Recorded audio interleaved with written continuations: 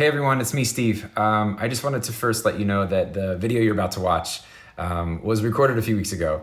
So some of the answers don't make the most sense due to the current nature of the way everything is right now with COVID-19. I still hope you enjoy it. It's still a lot of fun. It was a lot of fun for me, and I hope you get a kick out of it and learn something about me too. We'll be doing this for everyone in the crew, so stay tuned for more. I'm not sure the format yet, but we will continue to be safe as we all hope that you are. So take good care of yourselves, stay happy and healthy, and we will see you all again, hopefully very, very soon once we get through this. Be good. Enjoy the video. See ya.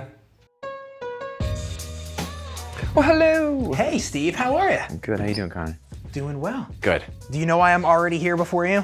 Yes, I do. It's 49 questions with Steve. You ready to jump right into it? Oh my God, let's do this. Awesome. Steve. Yes. How long have you been taking photos? Like 18 years now, I think. Yeah, since 2002. And in those 18 years, what has become your favorite thing to take photos of? Besides my son Henry, weddings. And when you are taking photos of weddings, are you Canon, Nikon, or Sony? Canon all the way, except there's Sony coming out, but Canon. And when you're building your ultimate camera, what's your favorite lens to use? My 70-200, I bought an 85, but still probably my 70-200. And describe your favorite picture that you've taken with that camera. Oh God, I love all the ones prior, but it's gonna be the one I take next. I'm always trying to do something new and different, so here's hoping that'll be my favorite this year. So you mentioned weddings. Mm-hmm. What's your routine? Oh, good old weddings. What's your routine before you go to the good old wedding?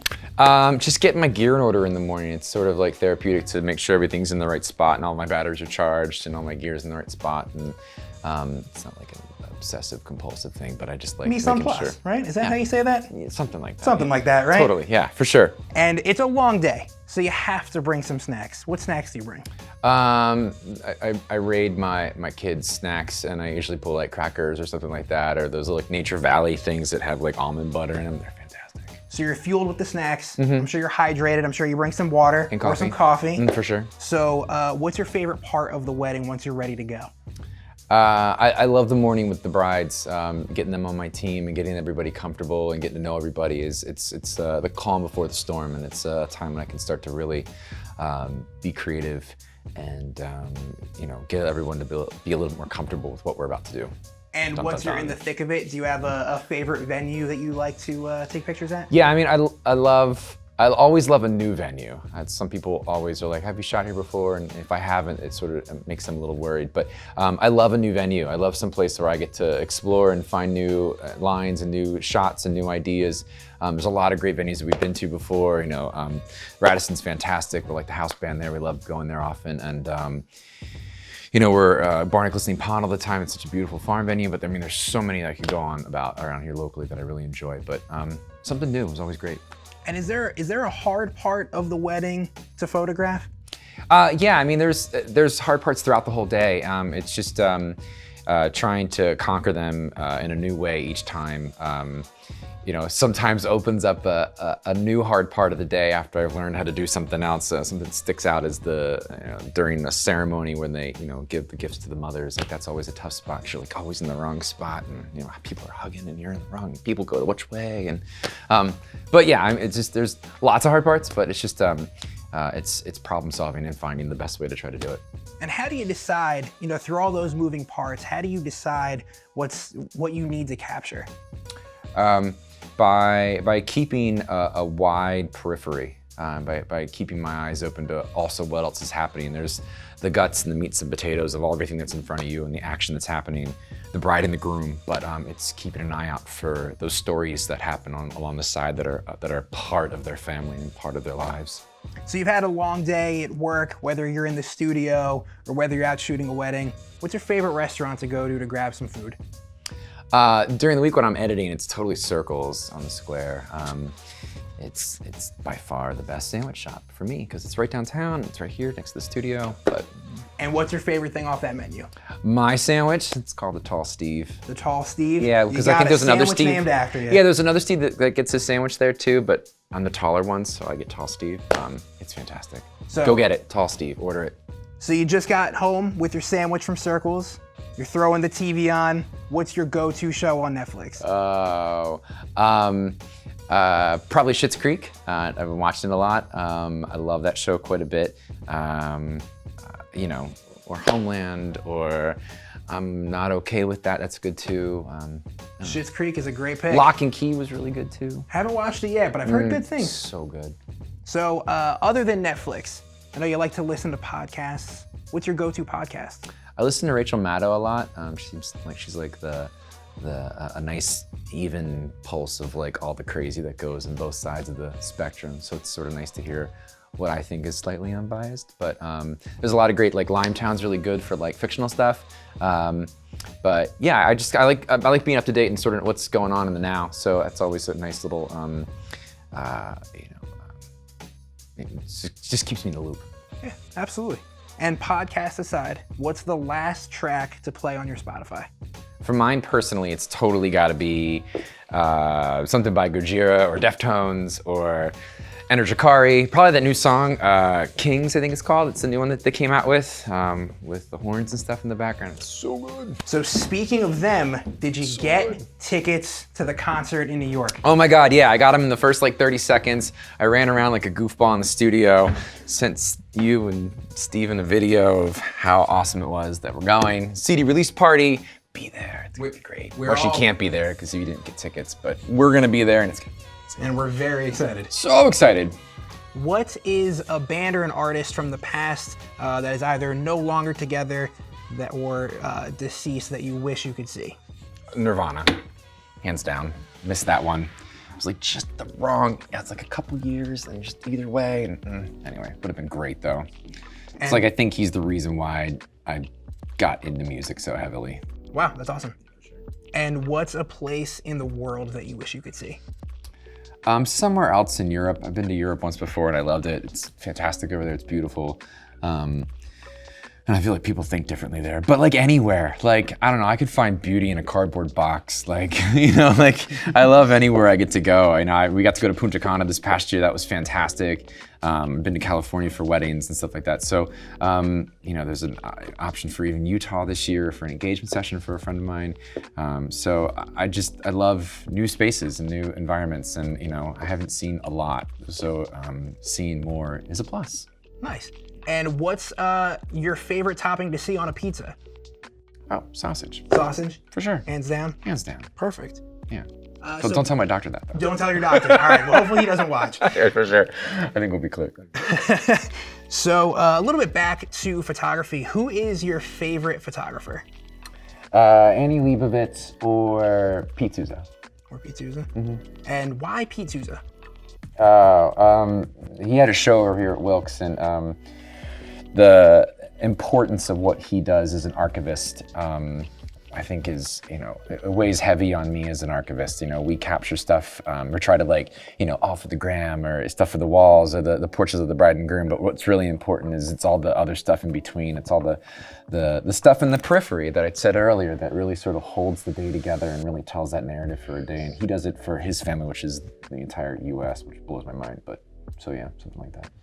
And other than Steven Reuther, who is your favorite videographer? I don't know if I have a favorite videographer other than Steven Reuther. I mean, to be honest. Are you just saying that because he's here? No, earmuffs. No, I really do enjoy, you know, a lot of different, you know, cinematography out there. I just don't really know if I hold on to the names of who all these people are and what they do. I sort of follow photographers more than I do videographers, but that's not to say that I don't like them. I just don't know them by name. I'm not like one of those guys that spouts off all those people, you know? Fair enough. And what was, I should say, your first camera? Oh my God, my first camera that I actually shot with was a Vivitar. It's right over there somewhere. Oh, hold on. It's this cosmically beautiful film camera that you know, I learned on. It's great, and we can't do this with our cameras, but it feels so good just to like, it's great. I really enjoyed it. I learned a lot on this camera, but it's, you know, this was the first thing that sort of got me into photography, as sluggish and archaic as it seems now. And naturally, in time, everything needs an upgrade. So where's your favorite place to buy gear? I wish I had a local camera shop to shoot and to pick up some stuff from, just because it would be great to get to know people and shop local, because you should always shop local. But I get most everything I can through B&H. It's, you know, it comes like the next day here since we're so close to New York City. But probably B&H, it's quick, it's easy. So since we're all about getting to know people, we're gonna have you tell us a little bit more about yourself. When you first decided to get into photography, what was the catalyst? What really made you take the leap? The expediency of it. I like how quick photography sets up, especially now in the Lightroom. The darkroom was minutes. Before that, I was a painter, and that was hours of my life, you know, behind a canvas. So it really sped up the process for me. So artist, photographer, most know that you're a musician. Which one did you major in college? I majored in photography, so I have a fine arts degree in photography. And where did you go to college? Kutztown University. Kutztown University, nice. Golden Bears? Golden Bears it is, yeah. Nice. I tried to be the mascot, but I was too tall. And nowadays you teach at Wilkes, is that right? That's correct, yep. What do you teach at Wilkes? Audio editing and intro to graphic design, and I also have an independent study this semester, which is super, super awesome. I got a chance to do this in photography, so getting to do what we do here mostly, which is fantastic. Growing up, did you have a nickname? I did. My mom and dad called me Moose and Squirrel. I'm not sure where they got with that. I didn't even end up in the middle, but maybe I'm scrawny like a squirrel and tall like a moose. But did one call you Moose and the other called you Squirrel? Yeah, I'm not really sure where they even came up with those, but I have bizarre names for my son too that make no sense, so it's fair enough, you know? And do you have any siblings that shielded some of the other nicknames? No, straight on me. I was an only child, so it's, you know, I got what I got. So other than Moose and Squirrel, has anyone given you a nickname? It's like Rocky now? And Bullwinkle, come to think of it. Rocky and Bullwinkle, exactly. Hanna-Barbera? What's that? Hanna-Barbera? I'm sure I'm on to my parents now. Yeah, there you go. Has anyone I swear to God, if you call me either of those, or if any of you call me that, done. We're done being friends. It'll be in the description below. It's not in the link below. Yeah, no. Dear Lord. Has anyone bequeathed upon you a nickname now? No, I mean, in my 20s, I got Steve-O when I was in a band, and that was just awful, but that's fine now. It's totally cool. No, I think just Steve. It works. It's actually technically a nickname. My name's Steven. So we were talking about snacks.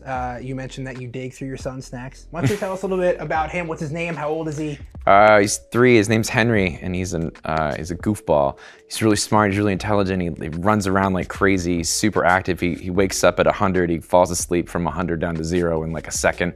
So he's on all day long, and then he just sleeps like a rock through the night and powers up those batteries.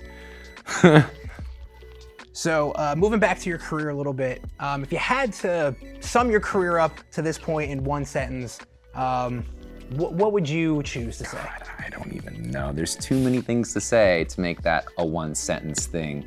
I don't know. I'm really proud of all the work I've done to get to here. I've eaten a lot of ramen noodles, but not without it being justified. And all the different entrepreneurial things I've done, I don't think I could justify down into one sentence, but I've done a lot. So if you got a lot of time and you want to ask. Who has supported your love for being an artist and your artistry? My mom and dad, for sure. You know, and everybody close around me always has too. My friends and family have all. I mean, I wouldn't have this if it weren't for all the support that we've had over the years. And I know it says not just any day, but you know, being at the helm of this, it matters a lot that we have everyone's support. But my parents were the ones that sort of gave me the good old, you know, attaboy, go do it, and let me go be an artist and eat lots of ramen, and always support me throughout the whole process. So it's been great. Yeah, sure. So little rapid fire, this or that type thing. All right, you ready? Yeah. Coke or Pepsi? Neither. Bottled water. Well, just water because you don't want to drink out of bottles. Fair. Starbucks or Dunkin'? Starbucks. Goofus or Gallant? Oh, so Gallant. But wouldn't it be fun to be Goofus? Anyway. Vans or Converse? Chucks all the way, unless they're like cranberry, you know, New Balance. Office or Parks and Rec? Oh God, Parks and Rec. People are gonna be mad at you for saying that, but it's so good. Office is like everyone's favorite, and we live in Wilkes-Barre, Scranton, but Parks and Rec. We're gonna agree to disagree. And real quick, okay. Give a shout out to someone who would really love a shout out. My friend Seth and Pete. I don't get to see them that often, and they're like up and around New York. And Kai, I love you guys. Hope you're doing well. So you're a photographer, so I'm assuming in your iCloud or on your phone there's a ton of photos. You can guesstimate or you can give us an exact number. What do you think it's at? The number is 49,639 photos. I take a lot of pictures, and I mean 49,000 photos for your 49 questions. For sure. Well, hold on, I lied. 49,640. Well, that's a perfect lead into the next question. What is the last photo you took on your phone? The last photo I took on the phone is of you two guys, taking pictures of me. Let's see it. This gem right here. There we go, perfect. Steven and I in our glory. Glory days. And while your phone's out, oops. Oh, damn, sorry. While your phone's out, what's your favorite app on your phone? I know you got pages and pages, but you have to pick one. I have to say camera must have to be. Camera, there you go. Just by sheer percentages. Probably Spotify. I mean, I use it constantly. Or Stitcher. Stitcher's a fantastic podcast. I listen to a lot of podcasts. I could have answered that question probably a little bit more eloquently if I actually got to like dig through my Stitcher account. But Stitcher is a great app. It is. Yeah. I have a lot of man hours logged in there too. But Stitcher, go listen to podcasts.